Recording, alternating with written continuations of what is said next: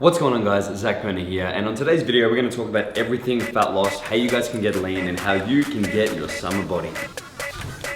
Okay, now I just feel silly. That's better. Let's do it.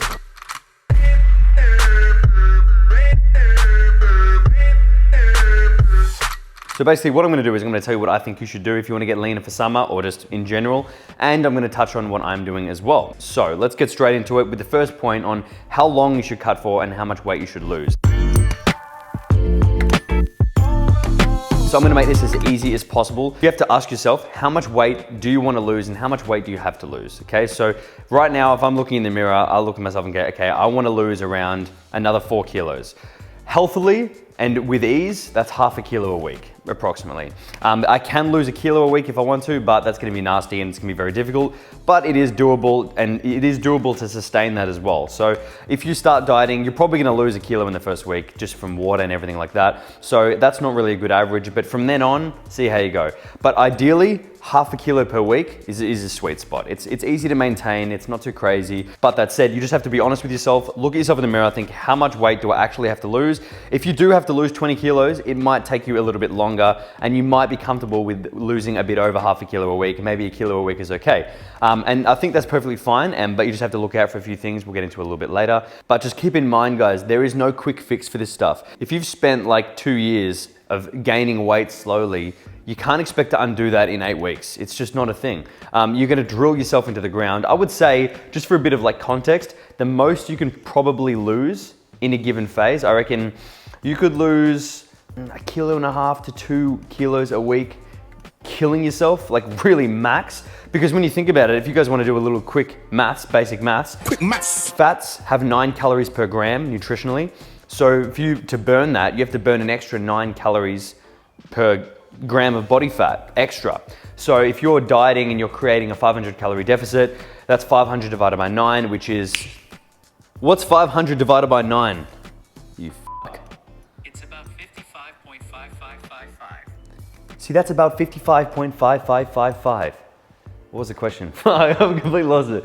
Oh yeah, grams of body fat a day. So that times 7 is what, 350? 2 plus 2 is 4. Basically, around 350 grams, and that's where you'll end up roughly seeing a half a kilo in body weight loss per week at a 500 calorie deficit. Now that's pretty standard. So if you were to go, let's say, with a 2 kilo per week weight loss, that's 2,000 grams. I mean, let's just pretend like we're burning all fat here, but that's 2,000 grams of body fat times 9, that's an 18,000 calorie deficit over the week, divided by 7, that's a 2,500 calorie deficit. Now, that's pretty ridiculous, because that means if you're eating like, let's just say, in my scientific terms, fuck all, like maybe 1,500 calories, that means you've got to be burning like 4,000 calories a day. So your exercise has to be huge. Now, I've just gone on a bit of a trail there, but I want to explain to you guys actually how much weight you can lose.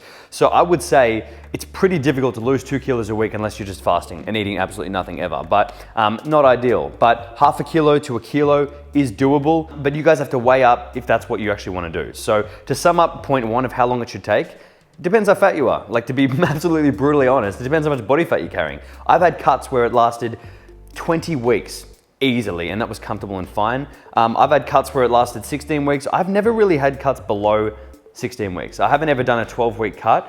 My body doesn't respond that well. I must have been too fat to begin with, and I would have to really gun it. Like, if I just decided to go, okay, that's it, slashing calories, stupid amount of cardio, I would get shredded in 8 weeks, easy. But I would be in a terrible place mentally, so we'll get to that later. But basically, guys, there is no right answer for this question. There's a guide of around 16 weeks. We're probably, I should have posted this video months ago, apologies, but just, better late than never. So look at yourself, assess where you're at, and decide how much body fat you want to burn, and then take it from there. Should be around 4 months, and I would aim to lose around half a kilo a week. But it's absolute. Okay, now to talk about setting up your diet. So first of all, if you want to get the best results, go to zachpernafit.com, hit the link in the description, and sign up to my program, and stop watching this video, and I'll do it all for you. But that's an option. Just letting you guys know that is an option. But I want to talk about setting up the diet. Now, This is very nuanced in that there is so many variables you can change. It is so much on personal preference. But at the end of the day, you guys need to create a calorie deficit. Now, before we get into macros, let's start with calories, all right? So the first step is to figure out the calories you need to be dieting on. So in order to get that, you're gonna need to figure out your maintenance. Now, this is the range of calories that you need to maintain your body weight and do nothing. So usually the best way to do this is trial and error, but I would start with any kind of base online maintenance calculator. Usually they overestimate it slightly, but still. But then the best way is trial and error. So if you know this and you think, okay, I think my maintenance is roughly 2,500. Now I would pull that back around 300 to 500. So let's say now you're eating 2,000, cool. So 2,000 calories you know is what you need to burn fat. Now this is obviously going to decrease, so later you're gonna need to make changes, but to begin with, 2,000. Now you need to set your protein. Now easy, protein is around 2 to 2.5 grams per kilo of body weight. Now again, people obsess over the exact numbers and it doesn't really matter. Some days for me, I'll hit like 180, other times I might hit 200. You guys also need to ask yourself if you want to eat more protein. I mean, if you have kidney issues or whatever, probably wouldn't. I wouldn't eat more protein. But if you're having like an extra little bit because it's more satiating and you like that, perfect. Protein is very satiating. Next thing is your minimum fat intake. Now, I would never get my fats below around 50 grams. I mean, girls can get a little bit lower, maybe 40 grams, but to be honest, I would never get my fats below 40 or 50 grams. But between that 40 to 50 range as a solid, I would never really dip below that unless I was like the very tail end of a diet and I had no choice left. But fats are very helpful, guys. They will make you feel satiated, they'll make you feel better, your skin will be better, your hormones will be better. Fats are a must. So make sure you hit that minimum, which is around 40 to 50 grams, like I said, and then you can fill the rest with carbs. Now this is awesome because if you really love carbs, great, you can hit your minimum fat, fill the rest with carbs. But there's some people that respond better to higher fats. So if you're carrying a lot of body fat, let's say if you're overweight or obese, I would put money on it that you will respond better to a low carbohydrate diet. Now this is because of insulin sensitivity and how that works when you're carrying a lot of body fat. Usually if you're carrying a lot of body fat, you are a bit more insulin resistant, meaning that if you take the carbs out and just have a higher fat diet, high protein, I think you would respond a bit better. But I've seen it work so well with people who are overweight and obese, and cutting out the carbs and going for a higher fat approach works really well with them. But otherwise, I think it's much of a muchness, and it's a lot of like mental personal preference too. So with me, I've done a high fat approach in the past, I've done a full keto in the past, and I noticed that I am much more satiated with a high fat. I don't really crave sugars or carbs when I'm on a high fat. It's really weird, you'd think it'd be the opposite. And my mental clarity is amazing on a high fat diet. So they're the benefits of like a higher fat approach. And the disadvantages of that is I tend to flatten out a little bit. So in the gym, I didn't look as good, I didn't feel as good, I didn't feel as strong.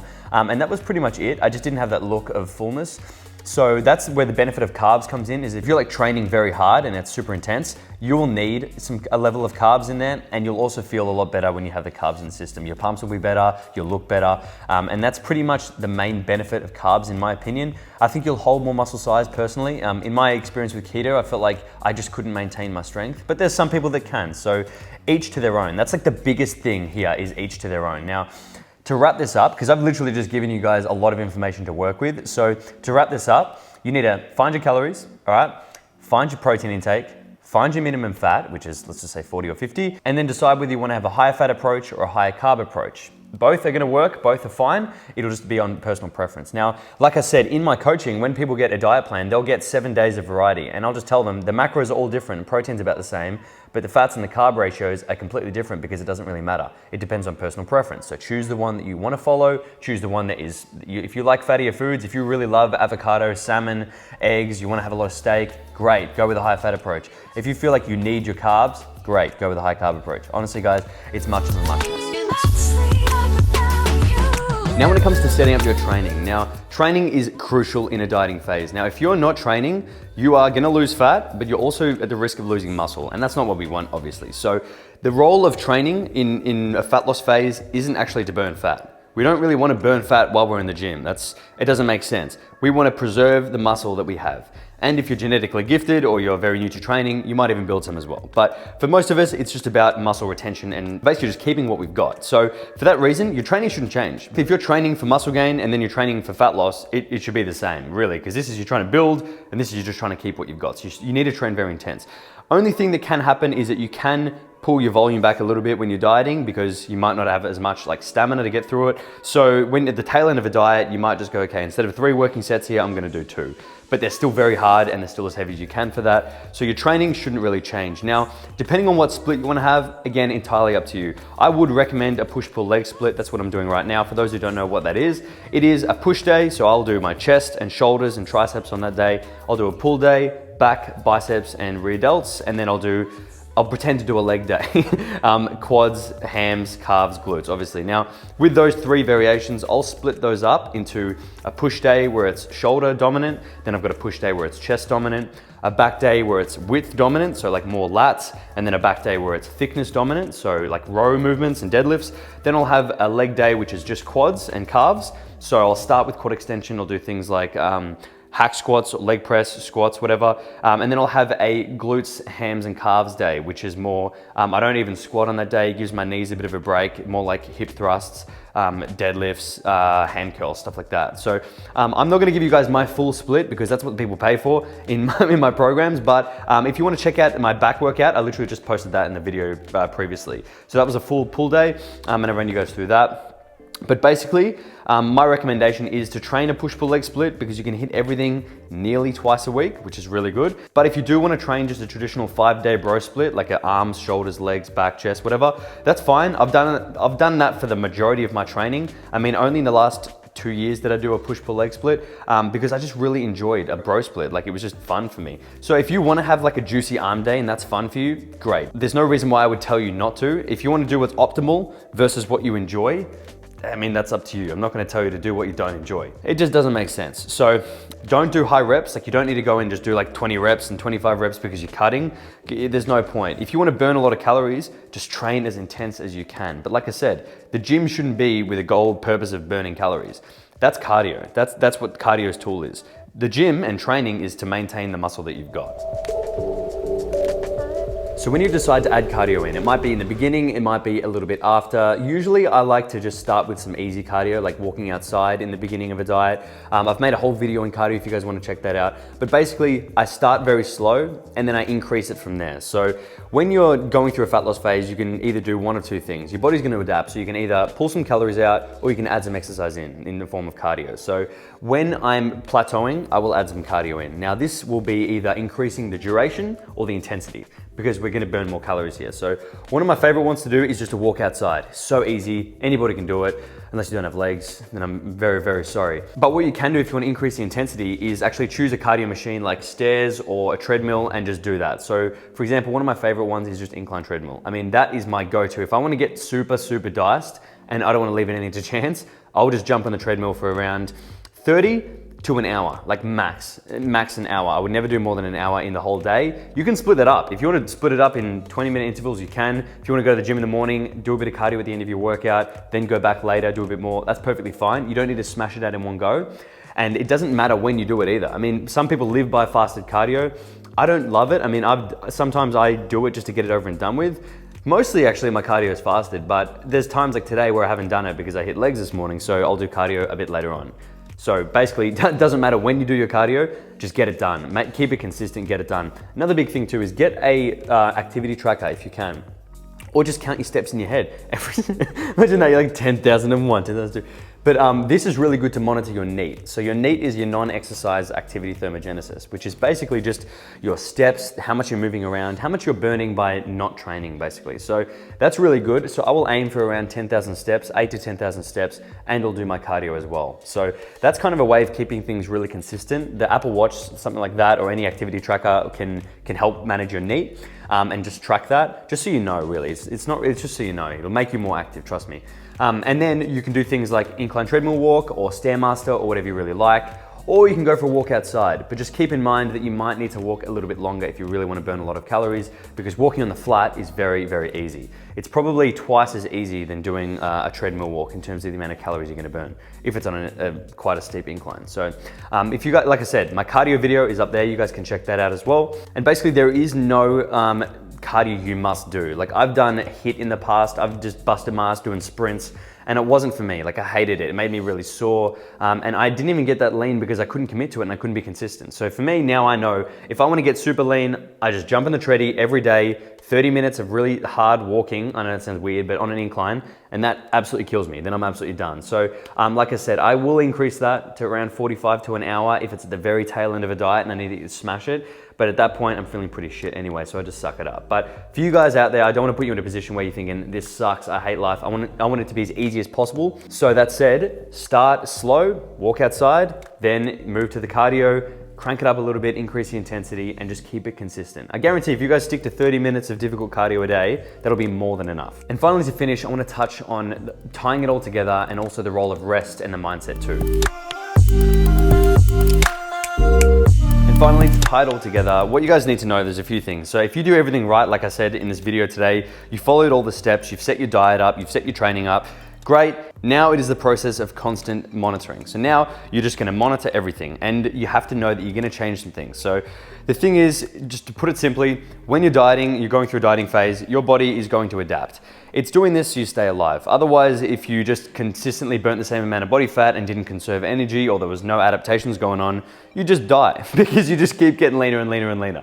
So there are adaptations in place. Now it's not magic. It can be something as simple as your hunger hormones increasing. It can be something as simple as your leptin decreasing, which is leptin is like the king of fat burning hormones. And as a result, you'll be like less active. Things will feel harder. You're basically more efficient at using the energy.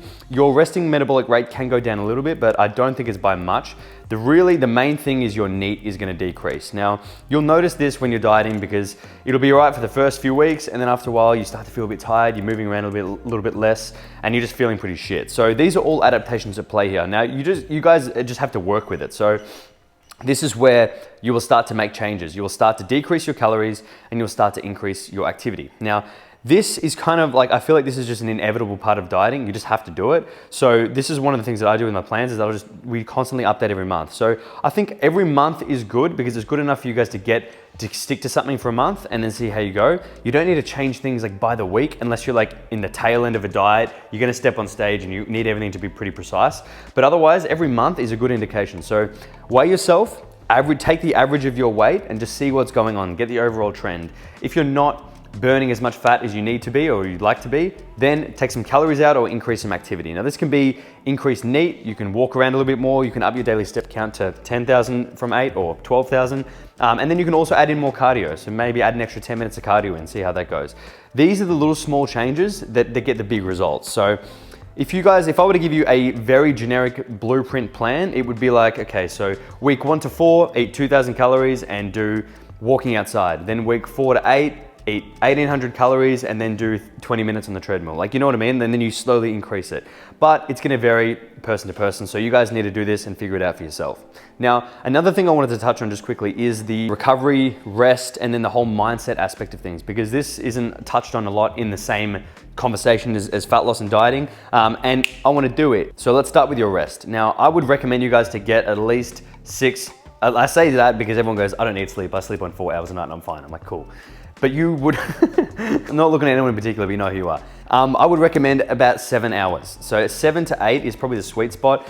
Some people do need more or less, but I find with that, you'll be functioning much better. You'll be burning fat a lot better. Your stress and cortisol will decrease, and that's amazing for fat loss as well. So sometimes, like I shit you not, one time I literally increased my sleep and just focused on that, and I felt like my body was a better fat burning machine. I know that sounds super corny, but I literally felt like I was burning fat easier and I wasn't as hungry, I didn't have cravings just because I upped my sleep. So try that and just know that sleep is so powerful. Don't neglect it. I think there's even people that have said if you are sleep depriving yourself just to get more cardio in, it's better for fat loss that you actually didn't do the cardio in the first place and just slept. Like literally, there is a study on it, but I don't just collect studies. So you're gonna have to find that one if you wanna look for it. Now, another thing that's super important and it gets looked over a lot is the whole mindset of dieting. Now, this is massive because like I said, when you're dieting, your body's undergoing changes. It's not ideal for your body really. I mean, it's ideal to get rid of the fat, yes, but to be in a dieting state when you're catabolic, isn't ideal all the time. So what happens is that you'll get these metabolic adaptations, these like small changes in your body to protect itself. Now this is a decrease in your leptin, which is the fat burning hormone, increase in ghrelin, which is your hunger hormone. And as a result, some funky things are going on. You've got a hormonal change going on, and your testosterone as well is going down, your sex hormones are going down. So it is a weird place. And a few things to expect is you will get pretty bad cravings. The leaner you get, the more obvious it is, but you will get cravings. And the trick is balancing the cravings with also treating yourself in moderation. Like, it's weird, but I've found a big thing for this is to not have giant cheat days, not have giant binge days. Now, it's hard because the people that like to do this live by it.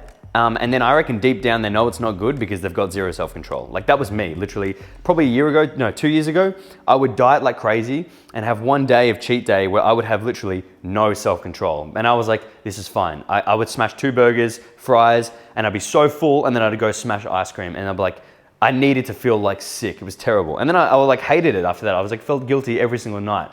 So after my cheat days, I felt super guilty.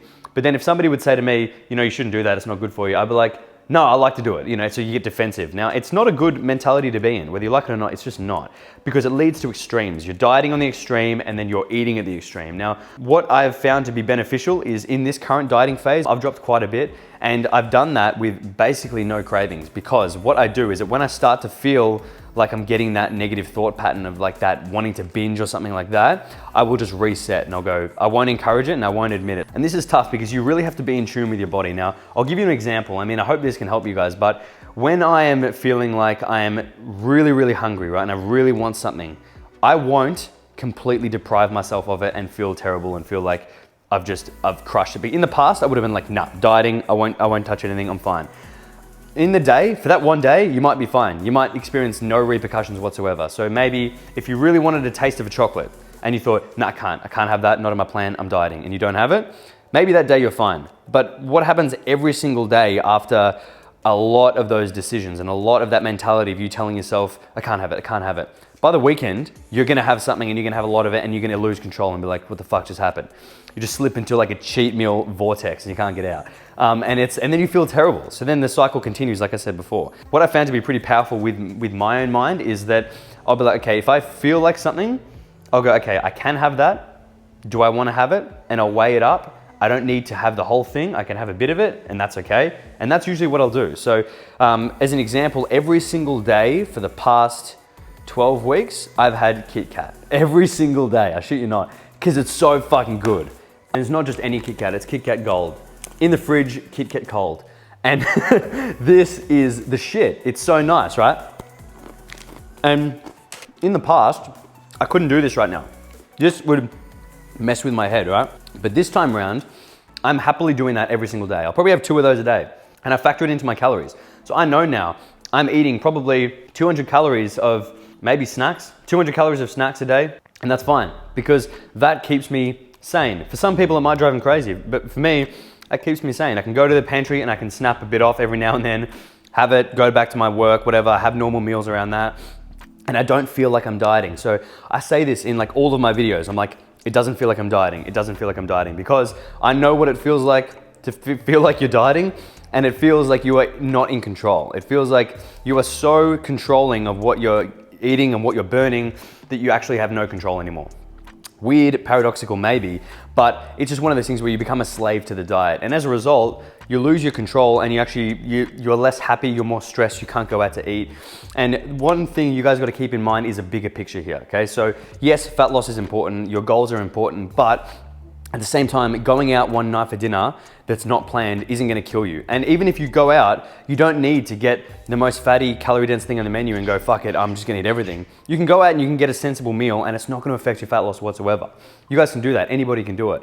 And I feel like if you create the right mentality from the beginning, you're not gonna fall trapped to these all or nothing sides of the thing. You're not gonna fall into the extreme of thinking, nah, I'm gonna get pizza because I've decided to go out. You can go out and you'll be happy to get the lean option, or you'll be happy to get the steak and then not get the chips and just order veg on the side. Whereas when you're dieting and you're really in that mentality, I guarantee you'll be like, I need chicken breast or I'm gonna have a pizza. That's like the alternatives, and it's not right, because you guys will be sorry later when you wonder why you can't keep the weight off, why you can't maintain a lean physique. And if you're constantly going from extremes to extremes, you can't maintain the lean physique, because what got you there is extremely unsustainable. Now, it might sound so like over the top, like, whoa, he's just talking about like, you know, binging and cheat days and stuff or whatever. But really, guys, these small decisions will create your mentality, and then they'll create your behavior for the diet. So my advice to you guys is don't look at like macros like they're these godly things and you can't go over, you can't go under. Look at the bigger picture here, okay? You can have a little bit over on some days. You can go a little bit under on some days. Provided you're within the realm and you're not going crazy, you're gonna burn fat. I mean, you're doing the right things. If you're eating unprocessed healthy foods 80% of the time and you're watching your calories and you're knowing what you're putting in your body and you're being consistent, that's fine. What you do in the other 20% is gonna be outweighed by the 80%. So really there is a bit of like common sense here. You don't need to be like, unless you're prepping for a show, right? And you're 2 weeks out from getting on stage, then yeah, be meticulous. But if you're not and you just wanna lose fat for summer and get in shape, get abs out, whatever it is, great. You guys can do that with ease and you're not gonna affect your mindset in the process. But if you don't have these things in mind, I guarantee you'll lose the weight, but you'll feel like shit after, and you'll be like, I can't maintain this. So I would hate for you guys to do that. I could tell you how to get so lean, you would freak out, right? And you could do it. But then if I left you with that, you'd be in a way worse like place than you are right now. So it's like a double-edged sword there. There is a way to get there, and then there's a way to do it right. So I hope with this video, you guys can get a bit of context on how to do it for yourself, set the diet up, set the training up, make the changes, and then not get affected mentally in the process. Because it happens to literally everyone. Everyone I've spoken to dieting, when you really have a good chat with them, they go, unless they're genetic freaks, they'll be like, oh yeah, it affected me this way mentally, or hormones stopped working, dick stopped working. Things that are not good, but that is basically it for me, guys. So this was a longer video than I expected, but I have a lot to talk about it, as you could tell by like me speaking a million miles an hour. But guys, that is it from me. I really did hope you got something out of this video. If you did, please hit the like button and comment. We're nearly at 700K, so please subscribe to the channel if you haven't already. And that is it from me. It's time to get shredded for summer or winter, depending on where you guys are, and you definitely know what to do. Stay massive. Fresh cutting the denims, all these sexy jeans in my section, and slide into your DMs in the PM and the AM. Then I slide into your feelings when you see just what I'm saying.